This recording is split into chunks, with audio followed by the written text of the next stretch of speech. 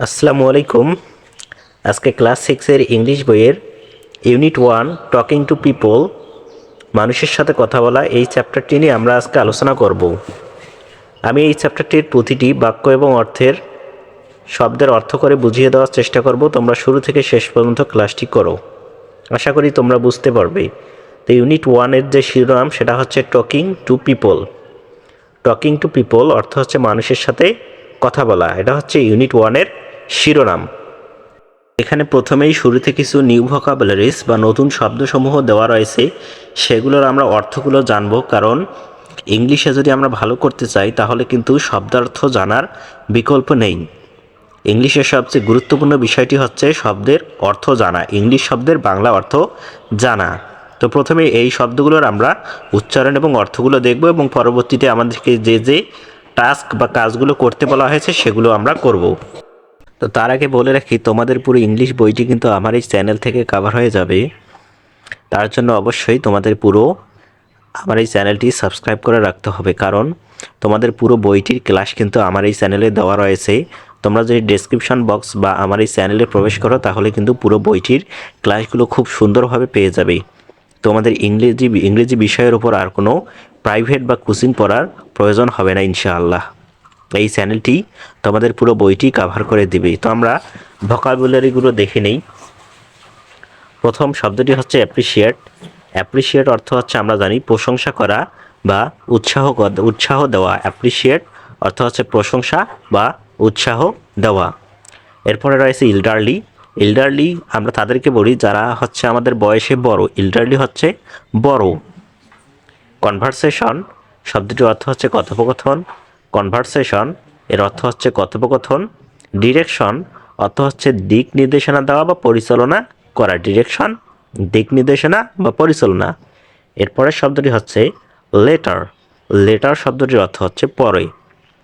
তোমরা কিন্তু যে শব্দগুলোর অর্থগুলো জানো না সেগুলো তোমরা খাতায় লিখে নিতে পারো এবং উচ্চারণগুলো অবশ্যই ভালোভাবে দেখে নিবে। রিলেশনশিপ। রিলেশনশিপ অর্থ হচ্ছে সম্পর্ক। রিলেশনশিপ অর্থ হচ্ছে সম্পর্ক।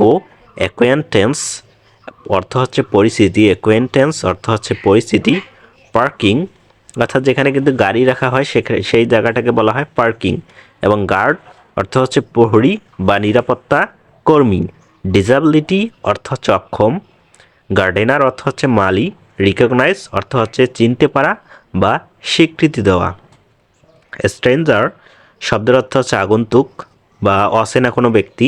কমপ্লিমেন্ট অর্থ হচ্ছে কিছু বলা বা কারো সম্পর্কে কোনো ভালো কিছু বলা। ওয়েলবিং মঙ্গল। ওয়েলবিং মঙ্গল। অ্যাভয়েড বর্জন করা বা এড়িয়ে চলা। মিস্টেক অর্থ হচ্ছে ভুল করা। মিস্টেক ভুল করা। ইন্ডিকেট নির্দেশনা করা বা নির্দেশনা দেওয়া, নির্দেশ করা। রিলেশন শব্দ অর্থ হচ্ছে সম্পর্ক। সিম অর্থ হচ্ছে মনে করা। ফ্যামিলার শব্দের অর্থ হচ্ছে পরিস্থিতি। সিগনিফাই অর্থ হচ্ছে তাৎপর্য। ফরগেটফুল অর্থ হচ্ছে ভুলে যাওয়া। নার্সারি অর্থ হচ্ছে পরিচর্যা করা। পারচেজ অর্থ হচ্ছে ক্রয় করা। গেস অনুমান করা।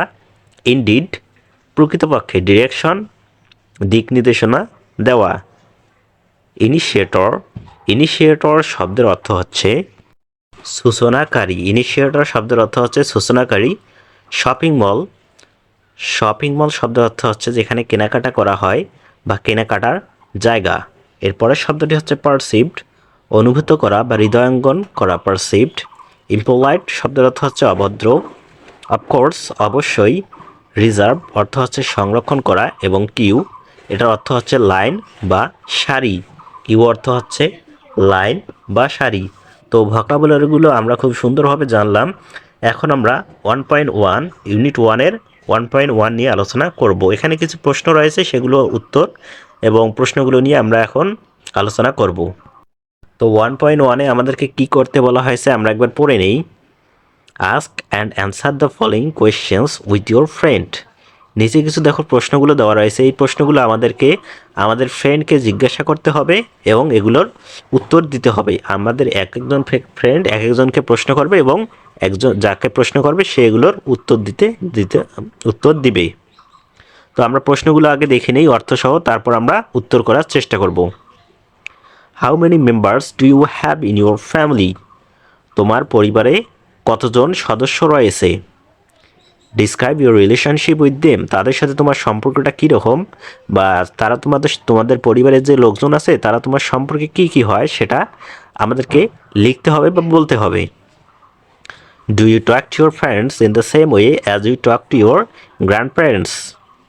তুমি কি তোমার পিতামাতার সাথে যেভাবে কথা বলো সেভাবেই তোমার দাদাদের সাথেও কথা বলো? এটাই আমাদের এই 3টি প্রশ্ন আমাদের কাছ থেকে জানতে চেয়েছে এখানে। তো এখন আমরা উত্তরগুলো নিয়ে আলোচনা করি। তো উত্তরগুলো এখানে আমি কিন্তু তোমাদের জন্য আলাদা করে তৈরি করে রেখেছি। তো উত্তরগুলো হবে এরকম। তো প্রথম প্রশ্নটি ছিল, how many members do you have in your family? তোমার পরিবারে কতজন সদস্য রয়েছে? তো উত্তরটা হবে, I have 4 members in my family. আমার পরিবারে 4জন সদস্য রয়েছে। তো এখানে যার পরিবারে যতজন সদস্য রয়েছে তারা কিন্তু ততজন বলতে পারো। এখানে 4 হলে 4, 5 হলে 5, বা 6 হলে 6 এর চেয়ে কম হলেও সেটাও তোমরা দিতে পারো। এরপর 2 নম্বর প্রশ্নটি ছিল, describe your relationship with them. তাদের সাথে তোমার সম্পর্ক, তারা তোমার কি কি হয়, কে কে তোমার পরিবারে আছে সেটা আমাদেরকে লিখতে হবে। এর উত্তর হচ্ছে, they are my father, mother, youngest sister and me.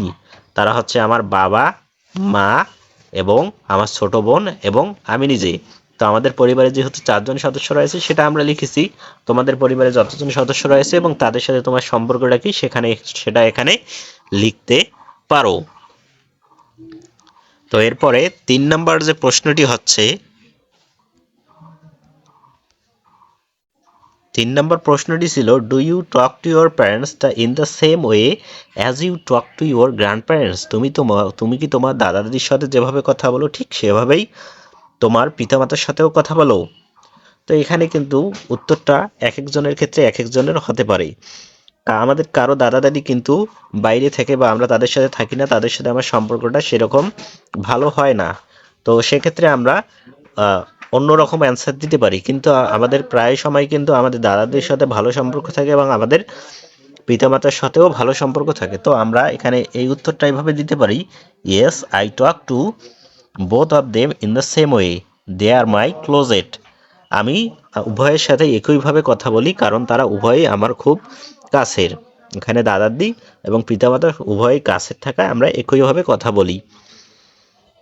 তো এটাই মূলত তোমাদের যে 1.1 এর অ্যান্সার। আশা করি তোমরা এই অ্যান্সারটি খুব সুন্দরভাবে বুঝতে পেরেছো। এখন আমরা 1.2 নিয়ে আলোচনা করব। তো 1.2তে দেখি আমাদেরকে কি করতে বলা হয়েছে। তো এখন আমরা 1.2তে দেখব আমাদেরকে কি করতে বলা হয়েছে। তো তোমাদের শুধু আজকে কিন্তু আমি ইউনিট 1-এর ক্লাস নেব, অর্থাৎ ইউনিট 1-এর প্রথম পার্টের ক্লাস নেব।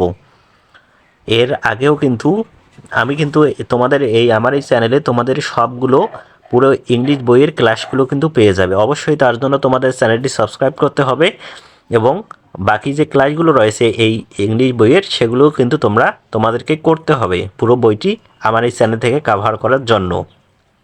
তো 1.2তে কী বলা হয়েছে দেখি, look at the picture below. নিচে একটি ছবি দেওয়া রয়েছে, আমরা দেখতে পাচ্ছি যে একটি ছবি দেওয়া রয়েছে, সেই ছবিটি আমাদেরকে দেখতে বলা হয়েছে। Then ask and answer the following questions in pairs. তারপর জিজ্ঞাসা করতে বলা হয়েছে এবং প্রশ্নগুলোর উত্তর দিতে বলা হয়েছে জোড়ায় জোড়ায় ভাবে। তো নিচে কিন্তু এই যে ছবিটি দেওয়া রয়েছে সেই ছবিটির পর কিছু প্রশ্ন আমাদেরকে করা হয়েছে নিচে, এবং সেগুলোর উত্তর আমাদেরকে জোড়ায় জোড়ায় বা আমাদের সহপাঠীদের সাথে করতে হবে। তো আমরা পিকচারটি একটু দেখে নেই। এখানে দেখো পিকচারটি কি দেখা যাচ্ছে, একটা গ্রামের মাঝে 3জন ছেলে মেয়ে কিন্তু তারা কিছু একটা বলা বলি করতেছে। তো আমরা দেখলাম ছবিটি। এখন আমরা যে প্রশ্নগুলো রয়েছে সেগুলোর উত্তর নিয়ে আলোচনা করব। তো 1 নম্বরে যে প্রশ্নটি আছে সেটা হচ্ছে, ক্যান ইউ গেস হু দে আর? তুমি কি অনুমান করতে পারছো তারা কে? তো ওপরে যে আমরা চিত্রটি দেখলাম সেটা দেখে আমাদেরকে মনে হচ্ছে তারা হচ্ছে বন্ধু। তো আমি গেস করব বা অনুমান করব, সেটা হচ্ছে I think they are friends. আমার মনে হচ্ছে তারা বন্ধু, তাদের মধ্যে যে বন্ধুদ্বয়ের মধ্যে তারা কথোপকথন করতেছে।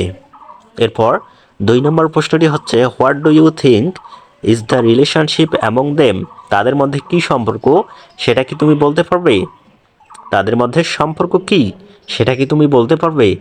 তো এখানে উত্তরটি হবে, যেহেতু আমরা দেখলাম, আমরা লিখেছি, আমরা অনুমান করলাম তারা হচ্ছে ফ্রেন্ড, তো তাদের মধ্যে বন্ধুত্বপূর্ণই সম্পর্ক। দে আর বোথ ফ্রেন্ডস, তারা উভয় হচ্ছে বন্ধু, এটাই কিন্তু তাদের মধ্যে সবচেয়ে বড় সম্পর্ক। 3 নম্বর প্রশ্ন হচ্ছে, what do you think they are talking about? তারা কী নিয়ে কথা বলছে সেটা আমাদেরকে অনুমান করতে হবে বা ভাবতে হবে। আসলে তারা কী নিয়ে কথা বলছে সেটা কিন্তু আমরা জানি না।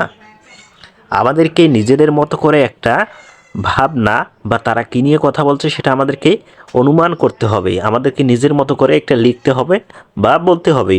তো যেহেতু 3জন বন্ধু একসাথে হয়েছে, অবশ্যই তারা কোনো খেলা নিয়েই আলোচনা করবে, তো আমরা সেভাবেই এটা লিখতে পারি। I think they are talking about a game. আমার মনে হচ্ছে তারা একটি গেম নিয়ে আলোচনা করতেছে বা গেম খেলবে সেটা নিয়েই কিন্তু তারা আলোচনা করতেছে। So they are planning how to start it. তাই তারা কিভাবে এটা শুরু করবে সেটা নিয়ে তারা ডিসকাস বা প্ল্যান করতেছে, পরিকল্পনা করতেছে। তো এটাই মূলত এই 11.2 এর অ্যান্সার। আশা করি তোমরা বুঝতে পেরেছো। এভাবেই কিন্তু আমি তোমাদের ইংলিশ বইয়ের প্রায় প্রতিটি ইউনিটের, প্রতিটি চ্যাপ্টারের, প্রতিটি পৃষ্ঠার ক্লাস দিয়ে দিব। অবশ্যই তার জন্য তোমাদের আমার চ্যানেলটি সাবস্ক্রাইব করতে হবে এবং পাশে থাকা বেল আইকনটি অন করে দিতে হবে। আর অবশ্যই বাকি ক্লাসগুলো এই চ্যানেলে দেওয়া রয়েছে, তোমরা সেখান থেকে ক্লাসগুলো খুব সুন্দরভাবে করে নিতে পারো।